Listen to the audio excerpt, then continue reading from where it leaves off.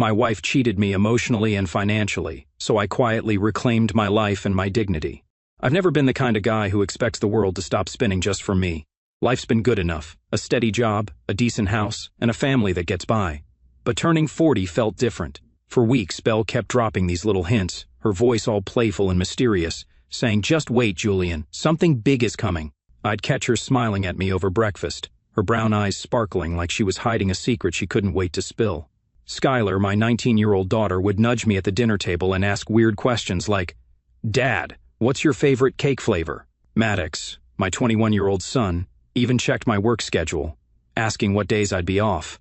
I'm a construction supervisor, so my hours are long, but I started thinking maybe they were planning something, a surprise party, maybe a nice dinner out. I didn't need much, just a little sign they cared. I let myself hope, you know. I let that tiny spark grow in my chest as my birthday got closer. I'd come home from work, tired and dusty, picturing balloons or a happy birthday banner taped to the living room wall. So, on the big day, March 29th, 2025, I pulled my truck into the driveway, my heart beating a little faster than usual. The sun was dipping low, painting the sky orange, and I sat there for a second, gripping the steering wheel, telling myself not to get too excited.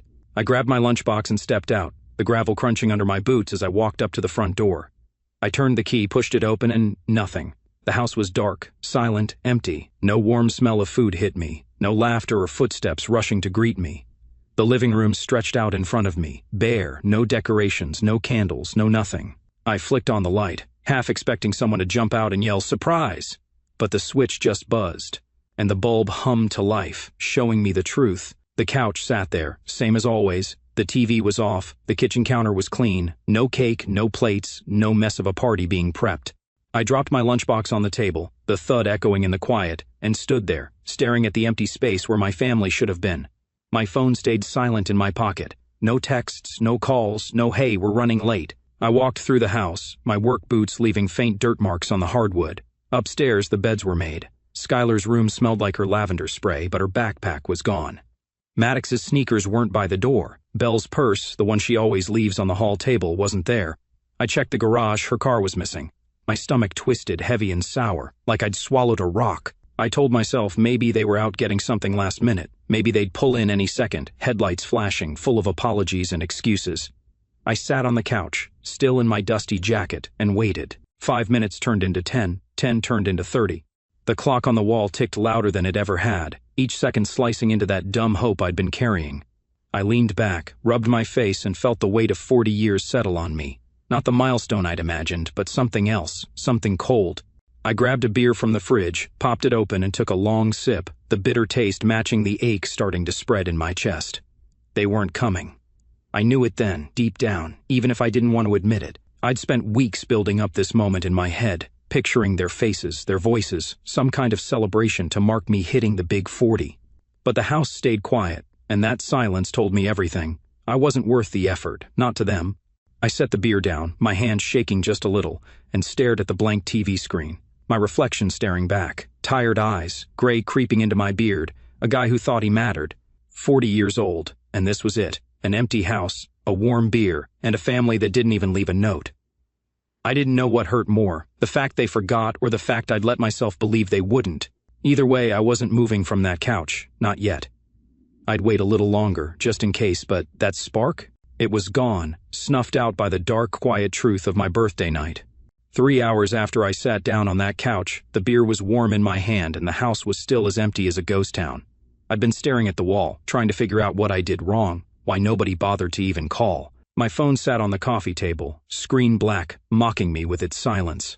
I checked it a dozen times. Nothing, no missed calls, no texts, just the same old lock screen of me and Belle from last summer, smiling at some barbecue. I didn't want to feel sorry for myself, but damn, it was hard not to. 40 years old, and this was my big day. I grabbed my phone again, more out of habit than hope, and opened Instagram. I don't usually scroll much. Too many ads and fake smiles. But something told me to look, and there it was, staring me in the face like a punch to the gut, a photo. Of Belle, Skylar, Maddox, and her parents, Greg and Michelle, all grinning on a beach, white sand stretched out behind them, waves crashing, the sun setting all golden and perfect. Belle had a cocktail in her hand, her sunglasses pushed up on her head, laughing like she didn't have a care in the world. Skylar was splashing in the water, her hair wet and wild. Maddox stood there, shirt off, holding a beer, smirking at the camera. Greg and Michelle were lounging in chairs, looking smug as ever. The caption under Maddox's post hit me like a brick. "He won't even notice we're gone, LOL." I read it again, and a third time, just to make sure I wasn't seeing things. My own son wrote that. My family, my whole damn family, was at some fancy resort, living it up, while I sat here in the dark, and they thought it was funny. I scrolled through more posts. Skylar had a story up, her sipping a drink with a little umbrella, tagging someplace called Paradise Cove Resort. Belle posted a selfie with Michelle, captioned, "Family time is the best time. Family time, without me." I dropped the phone on the couch like it burned me and stood up, my legs shaky, my chest tight like someone was squeezing it, my hands clenched into fists. I walked to the kitchen, grabbed a bottle of whiskey from the cabinet, the good stuff Belle got me for Christmas, and poured a glass, no ice, no mixer, just straight. I took a big gulp, the burns sliding down my throat, and leaned against the counter, staring at the floor. They didn't forget. That's what got me. This wasn't some accident, some last-minute thing where they meant to call but didn't. They planned this. They packed bags, got on a plane, and left me behind, laughing about it like I was some joke. I pictured them at the airport, checking in, probably saying stuff like, "Oh, Julian's fine, he's always working anyway." I took another sip, slower this time, letting it sit on my tongue. The house felt bigger than ever, the silence pressing in from every corner. I walked back to the couch, whiskey in hand, and picked up the phone again. I zoomed in on the photo, Maddox's stupid grin, Skylar's carefree wave, Belle's easy laugh. They looked happy, happier than they ever did here with me. I set the glass down and rubbed my eyes, feeling the sting of something I wouldn't call tears. Not yet. I wanted to text them. I wanted to call and yell, "What the hell is this? It's my birthday." But I didn't. What would I even say? Come home? Explain? They'd just laugh more, or worse, feel sorry for me. I didn't want their pity. I didn't want their excuses. I scrolled back to Maddox's caption, "He won't even notice we're gone, LOL," and it played over and over in my head like a bad song. He was wrong, though. I noticed. I noticed every second of it. The whiskey bottle sat there, half empty now, and I poured another glass, my hand steadier this time. I wasn't mad, not the loud yelling kind of mad. It was quieter, deeper, like a fire starting low in my gut. They thought I wouldn't care. They thought I'd just shrug and go to bed like nothing happened. But I wasn't that guy anymore. I took a sip, leaned back, and let the silence wrap around me. They were wrong about me, and I'd make sure they knew it. Not tonight, though. Tonight, I'd sit here, drink my whiskey, and let that fire grow. Tomorrow, that was another story. The whiskey bottle was nearly empty by the time I decided sitting around feeling sorry for myself wasn't enough. It was past midnight, my birthday officially over, and the house still echoed with that hollow silence. I wasn't drunk, not really, just buzzed enough to feel the edges of my anger sharpen. Maddox's caption kept bouncing around in my head. "He won't even notice we're gone, LOL." They thought I was blind, some dumb workhorse who just keep plodding along, too busy or too stupid to see what they were doing. But I saw it all now, clear as day, and I wasn't going to let it slide. I grabbed my laptop from the coffee table, flipped it open, and started digging. First, I went back to Instagram, saving every post and story they'd put up. Belle's selfies, Skylar's beach videos, Maddox's smug little updates. I took screenshots, noting the timestamps. They'd been gone at least 2 days, maybe more, based on the resort's check-in pics. Then I pulled up our joint bank account online. I'm the one who usually handles the bills, keeps the numbers straight, so I knew exactly where to look. My stomach dropped when I saw it. A $3,800 withdrawal, dated 3 days ago. Cash, not a card swipe. Sneaky, like they didn't want a trail. I leaned back, rubbing my jaw, thinking about how I'd just given Maddox the same amount last month for a deposit on his new apartment. He'd hugged me, said, "Thanks, Dad, you're the best." I'd felt good about it, proud even. Now it looked like that money funded their little getaway.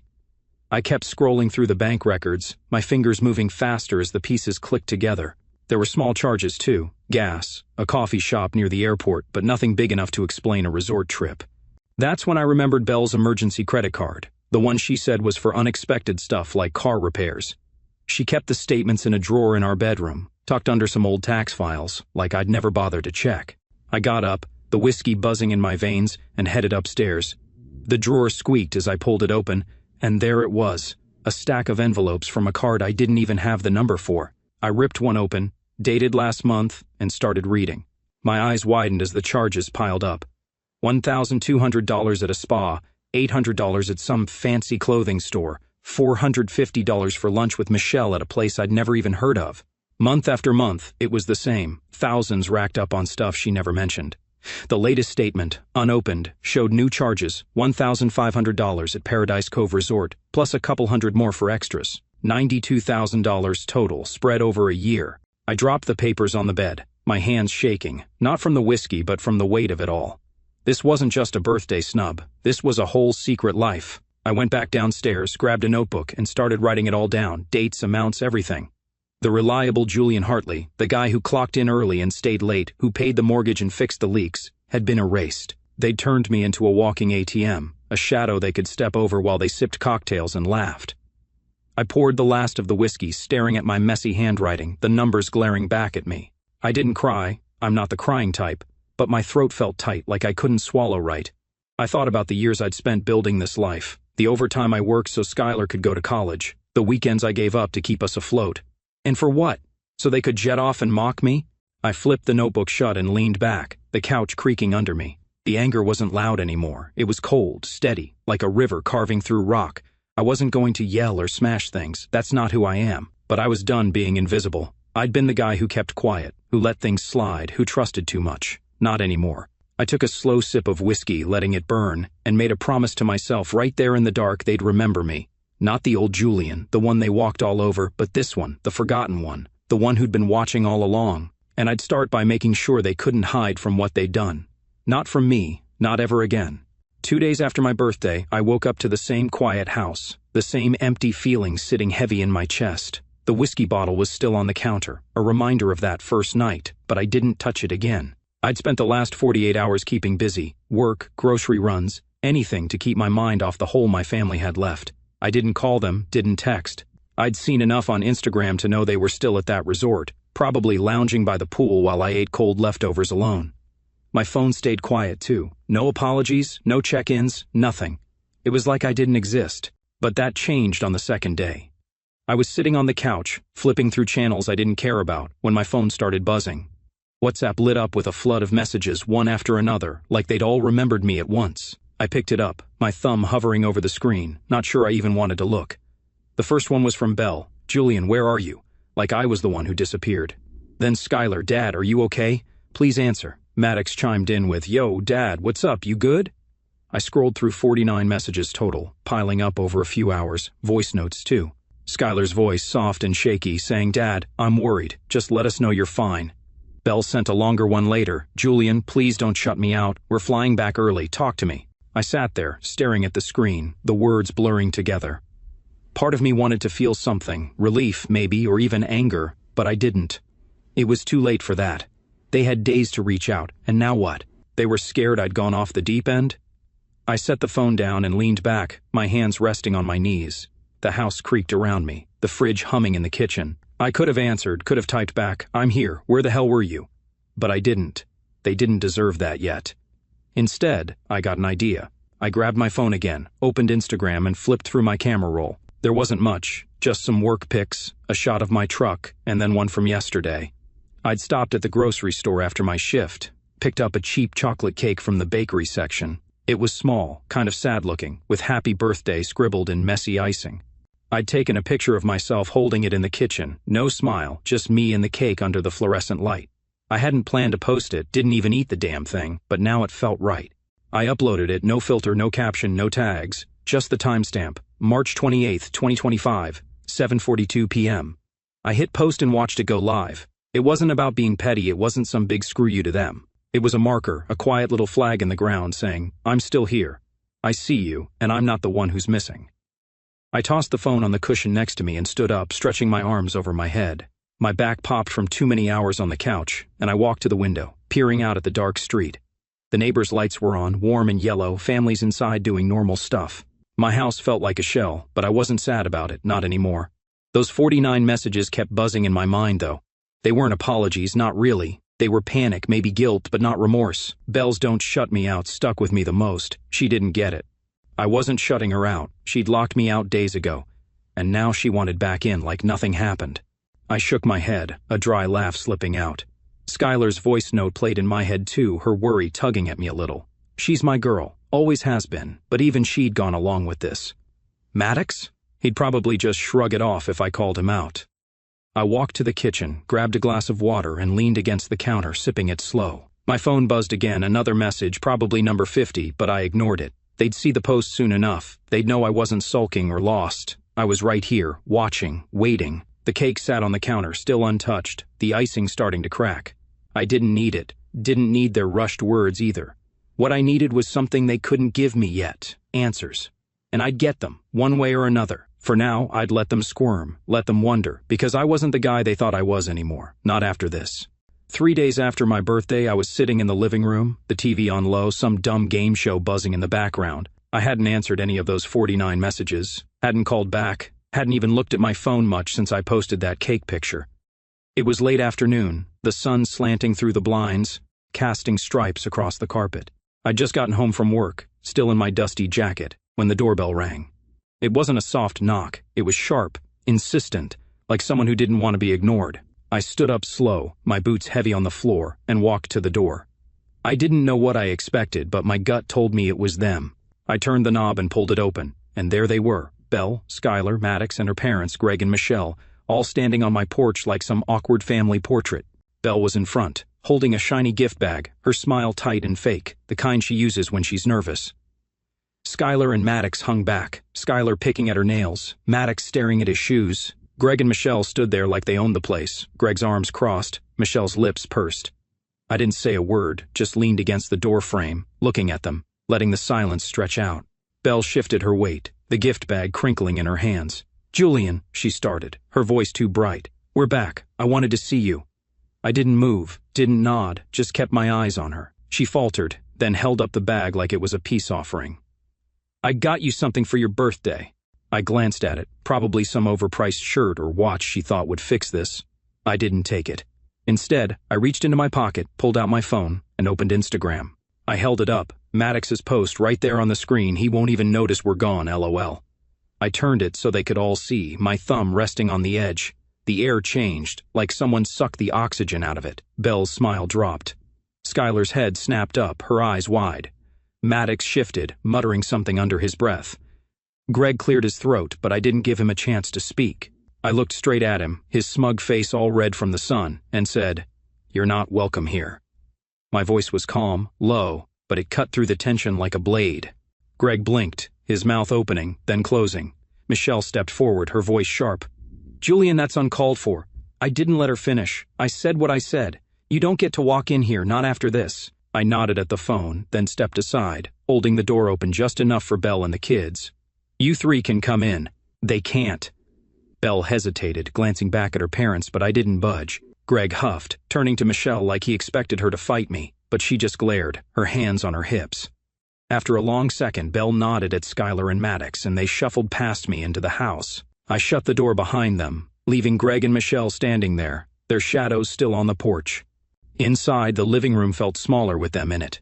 Skylar sat on the edge of the couch, her knees bouncing. Maddox leaned against the wall, arms crossed, avoiding my eyes. Belle stood in the middle, still clutching that gift bag like it was a lifeline. I walked past her, set my phone on the coffee table, and turned to face them. "So," I said, my hands in my pockets, "how was the beach?" Belle flinched, her mouth opening, then closing. Skylar looked like she might cry, her fingers twisting together. Maddox shrugged, mumbling, "It was fine." I nodded, letting that sit for a second. "Fine," I repeated. "Good to know." I didn't yell, I didn't need to. The weight of it was already there, pressing down on them. Belle took a step toward me, her voice soft. "Julian, we didn't mean for it to be like this. It was supposed to be—" I held up a hand, stopping her. "Don't. Not yet." I looked at Skylar, her big eyes all watery, then at Maddox, his jaw tight. "You're here now, that's something. But them?" I jerked my head toward the door. "They don't get a pass. And neither do you. Not yet." I sat down in my chair, the one by the window, and picked up the remote, turning the TV off. The room went quiet, just the sound of their breathing and the faint hum of the fridge. They wanted to talk, to explain, but I wasn't ready to hear it. Not until I knew they felt this, really felt it. I'd let them in, sure, but this house wasn't their playground anymore. It was mine, and I was done being the guy they could leave behind. The air in the kitchen felt thick as I stood there, facing Belle, Skylar, and Maddox. They'd followed me in after I shut the door on Greg and Michelle, and now we were here, the four of us crammed around the table like some messed-up family meeting. I grabbed a folder from the counter, the one I'd been filling with everything I'd found, bank statements, screenshots, credit card charges. It was heavy in my hands, heavier than it should have been, and I dropped it on the table with a thud. The The sound made Skylar jump, her eyes darting to it like it might bite her. Belle sat down slow, still holding that stupid gift bag, while Maddox stayed standing, his arms crossed tight. I didn't sit. I stood there looking at them, and finally asked the question that had been burning in me since I saw that Instagram post. When did I become invisible to you? My voice was steady, quieter than I felt, but it hit them hard. Belle's head snapped up, her mouth opening like she had an answer ready, but nothing came out at first. Skylar stared at the table, her fingers tracing the wood grain. Maddox shifted his weight, his jaw clenching. I opened the folder, spreading out the papers. $3,800 withdrawn from our savings, $92,000 racked up on that secret card, resort charges stamped with dates that lined up with my birthday. I pointed at Maddox's post, the LOL glaring up at us. "You think this is funny?" I said, tapping it with my finger. "You think leaving me here while you're all off sipping drinks is a joke?" Belle found her voice then, leaning forward, her hands clasped tight. "Julian, it wasn't like that. We were going to surprise you. Do something when we got back. It got out of hand, that's all." Her words sounded rehearsed, like she'd been practicing them on the plane. I didn't buy it. I flipped to a screenshot of her texting Michelle weeks ago, found it in her old phone I dug out of the closet, saying, "He'll be fine, Mom, let's just go." I held it up, watching her face go pale. "This doesn't look like a surprise to me," I said. "This looks like you plan to ditch me." Maddox piped up then, his voice rough. "Dad, it was just a dumb post. I didn't mean it like that." I turned to him, my eyes narrowing. "You didn't mean it? You wrote it, Maddox. You laughed about it. You took my money I gave you for your place, and spent it on this." He looked away, his shoulders slumping, but he didn't argue. Skylar started crying then, soft little sobs that made my chest ache. She's always been the sensitive one, my little girl who'd climb into my lap when she was scared. "Dad," she said, her voice breaking, "it was supposed to be for you too. We were all going to go. Me, you, Mom, Maddox. But then Grandpa said—" She trailed off, wiping her eyes. I leaned in, my hands flat on the table.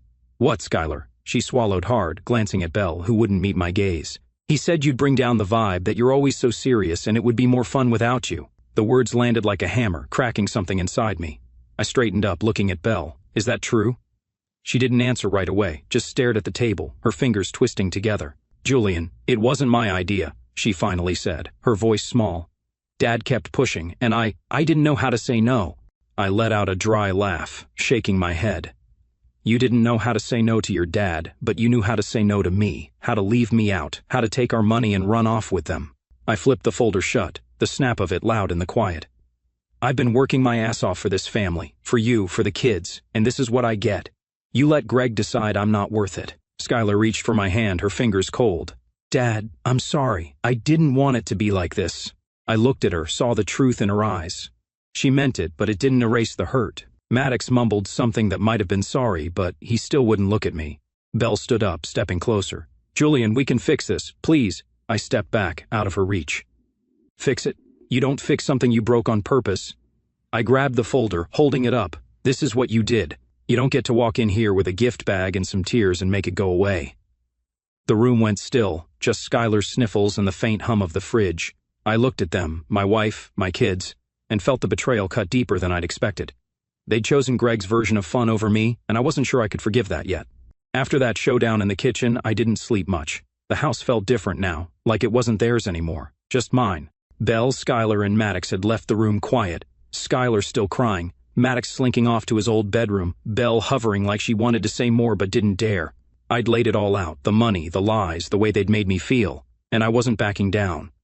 The next morning, I got up early, the sun barely up, and started making changes. I sat at the kitchen table with my coffee, laptop open, and pulled up our bank accounts. My hands moved fast, clicking through screens, setting up a new account in just my name. I transferred half our savings, enough to cover 3 months of the mortgage and utilities into it, leaving the rest for Belle to figure out. She'd have to start pulling her weight now. I canceled the joint credit card, the one she thought I didn't know about, and set up a direct payment for Skylar's college tuition so it'd go straight to the school. No more middleman, no more chances for that money to disappear. By the time the coffee was cold, I'd drawn a line in the sand. I wasn't kicking them out, not yet, but things were going to be different. Belle came downstairs around 8, her hair messy, eyes puffy like she hadn't slept either. She stopped in the doorway, watching me pack up my laptop. "Julian, what are you doing?" she asked, her voice shaky. I didn't look up, just kept stacking papers. Making sure I'm not invisible anymore, I said. You're in the guest room from now on. Separate accounts. You pay half the bills. Skylar's tuition is covered, but that's it. No more free rides. Her face crumpled, but I kept going, and I changed the locks. You'll get a key when I know you're serious about this. She stared at me, mouth open, then sank into a chair. Julian, this is crazy. We can talk about this. I cut her off, standing up. We talked last night. You didn't listen then. Now you will. I grabbed my keys and headed to the garage, leaving her there. At the hardware store, I bought new deadbolts, heavy ones, and spent the morning installing them. The drill buzzed in my hands, the sound drowning out the noise in my head. Maddox came down as I was finishing the back door, his hair sticking up, still in yesterday's clothes. Dad, what's with the locks? He asked, rubbing his eyes. I tightened the last screw and stood up, brushing sawdust off my jeans. It's my house too, I said. You want in, you knock. You want to stay, you start acting like it. He frowned but didn't argue, just shuffled back upstairs. Skylar was different. She came out later, her eyes red but dry now, and sat on the porch step while I tested the new key.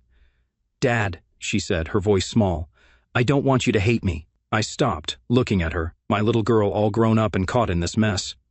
I don't hate you, I said, softer than I meant to.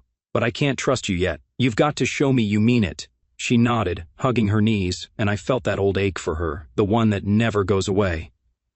I finished up and went inside, resetting the Wi-Fi password next. Something simple, Julian 40, but they wouldn't guess it. Belle tried to talk again when I came back in, following me to the living room. This isn't you, Julian, locking us out, splitting everything. It's not fair.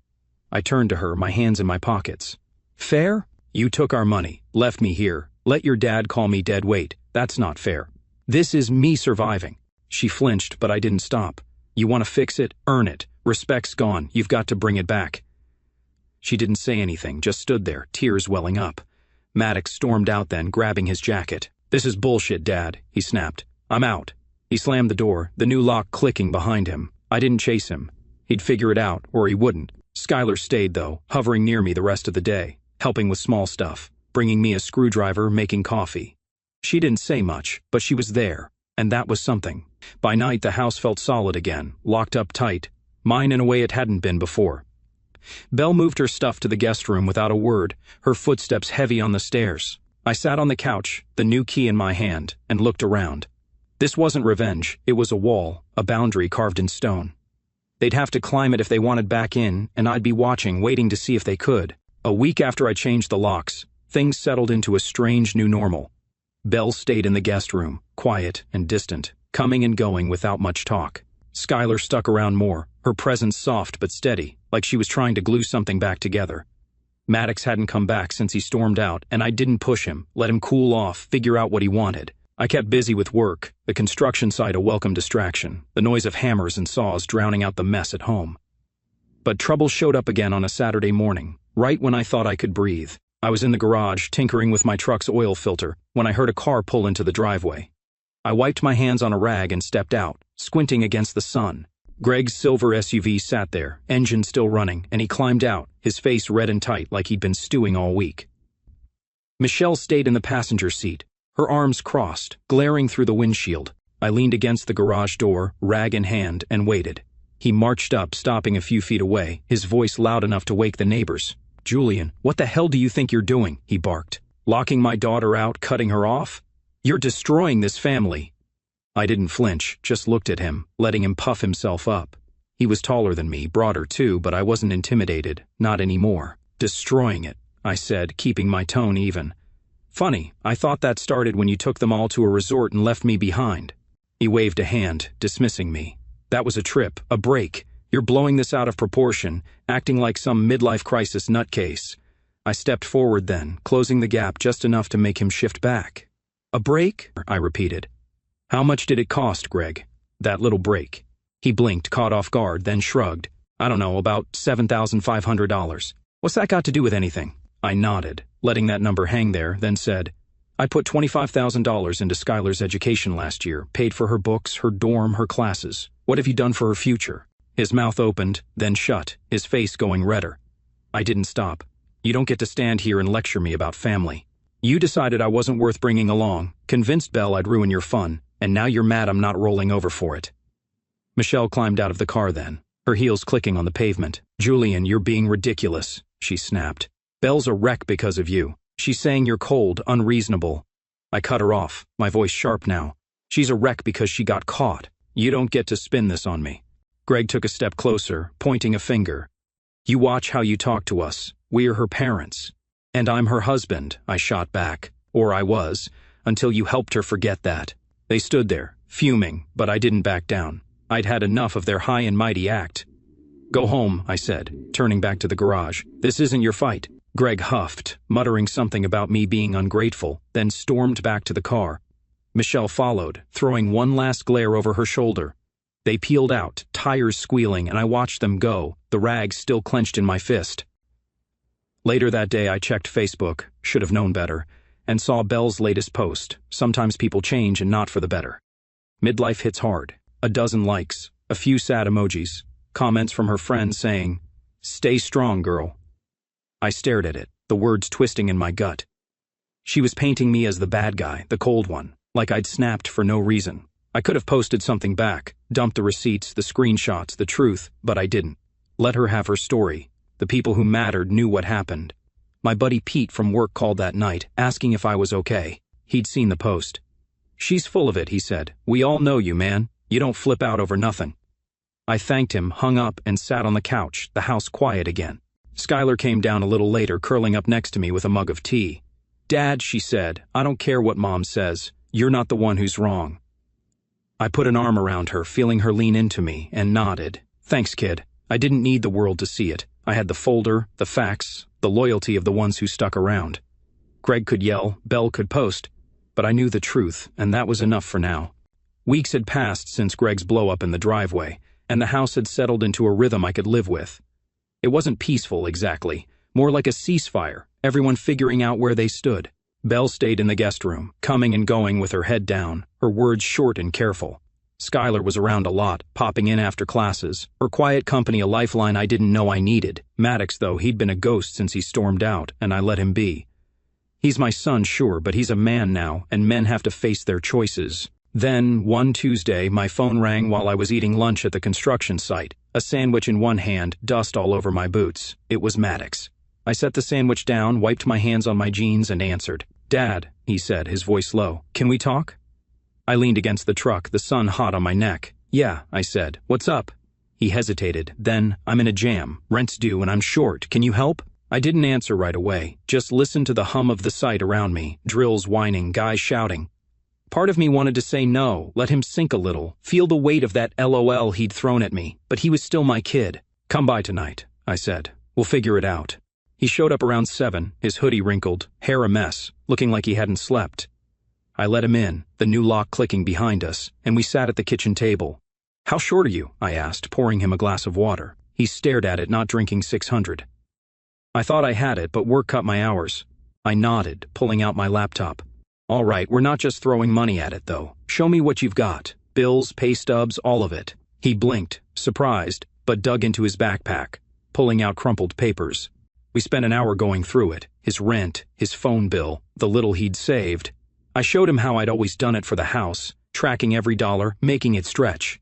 "See this?" I said, pointing at the screen. "You plan ahead, you don't get stuck." He nodded, slow, like it was sinking in. By the end, we'd made a spreadsheet, nothing fancy, just numbers in rows. I gave him the $600 cash from my new account, but I made him write it down. "You owe me," I said, "not because I'm mad, just so you learn."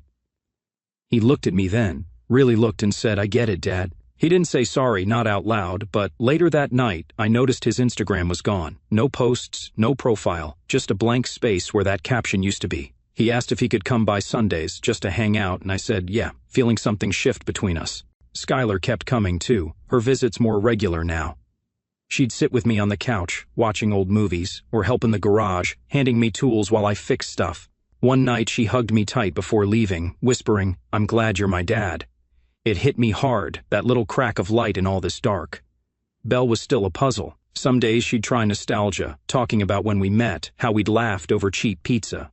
Other days she'd blame me, saying I'd pushed her away with the locks and the accounts. I didn't bite either way. "You pushed first," I'd say, and she'd go quiet, retreating to her room. I wasn't holding my breath for her to change. She liked her story too much, the one where I was the problem. But I didn't need her to see me anymore. Maddox's Sundays turned into a routine, him showing up with coffee, us working on his budget, or just talking. He didn't say much about the trip, but I could tell he was carrying it, that guilt simmering under his tough act. Skylar stayed caught in the middle, loving us both, but she picked me more often, her loyalty clear in the way she'd linger. The fractures were still there, big ones, jagged and raw, but these first steps, these moments with my kids, felt like something solid. I'd let Belle figure her own path. I'd already let go of needing her to come back. The kids, though, they were enough to keep me going, enough to start rebuilding on. A month after my 40th birthday, I woke up to a quiet house, the kind of quiet that doesn't feel empty anymore, just still, like the world's holding its breath. It was a Saturday, the sun creeping through the blinds, painting the living room in soft gold. I sat up on the couch where I'd fallen asleep, a blanket tangled around my legs, the TV off for once. My coffee mug from last night sat cold on the table, next to my phone, which buzzed with a new email. I rubbed my eyes, stretched, and picked it up. It was from my divorce lawyer, short and simple, saying Belle's attorney had reached out. No fight, no drama, just paperwork moving forward. I set the phone down, leaned back, and let that sink in. It wasn't a shock. Belle and I hadn't really been together since she came back, not in any real way. The guest room, the separate accounts, the way we barely talked, it was all leading here. I didn't feel sad, though. Maybe I should have, but I didn't. I felt clear, like I could see myself again. Not just the guy who paid bills or fixed things, but me, Julian Hartley, a man who'd made it through the mess. I got up, made fresh coffee, and stood by the kitchen window, watching the street wake up. Kids rode bikes, a neighbor waved as he mowed his lawn. My truck sat in the driveway, dusty but solid, like me. I thought about that night a month ago, the dark house, the whiskey, the Instagram post that started it all. It felt far away now, like it happened to someone else. I'd changed since then, not loud or flashy, but deep, in a way I could feel in my bones.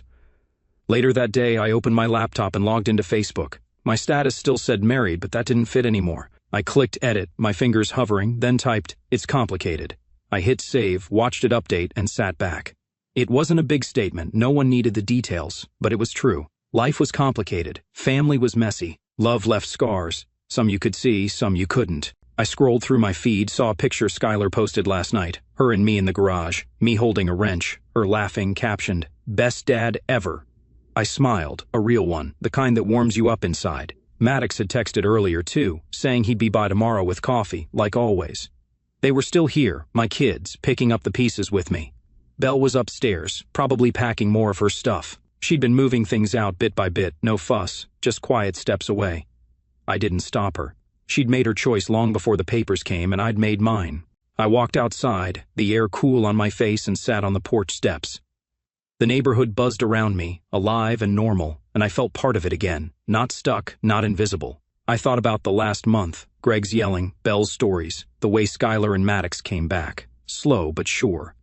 It wasn't perfect, it wasn't easy, but it was mine. My phone buzzed again. A text from Pete, my work buddy, saw the status. "You good, man?" I typed back, "Yeah, better than good." He sent a thumbs up, and I put the phone down, looking out at the street. 40 wasn't what I'd expected. No party, no big celebration, but it gave me something better, clarity. I could see myself now, not as the guy they forgot, but as the one who stood up, who claimed his place. Skylar saw it, she stuck by me. Maddox was starting to. His Sunday visits proof he wasn't running anymore. Even my crew at work noticed, one of them saying last week, "You seem different, Hartley, lighter." I was. The weight of being invisible, of carrying them all without them knowing, was gone. I let it go, piece by piece, and built something new. The divorce wasn't a loss, it was a door closing so I could open another. I stood up, brushed off my jeans, and went back inside. The house smelled like coffee, like home. I grabbed my mug, taking a long sip. I didn't need balloons or a cake. I didn't need Belle's gift bag or Greg's approval. Being seen by my kids, my friends, and most of all by myself was the gift I'd claimed. 40 wasn't a milestone they gave me, it was one I took, and that was enough.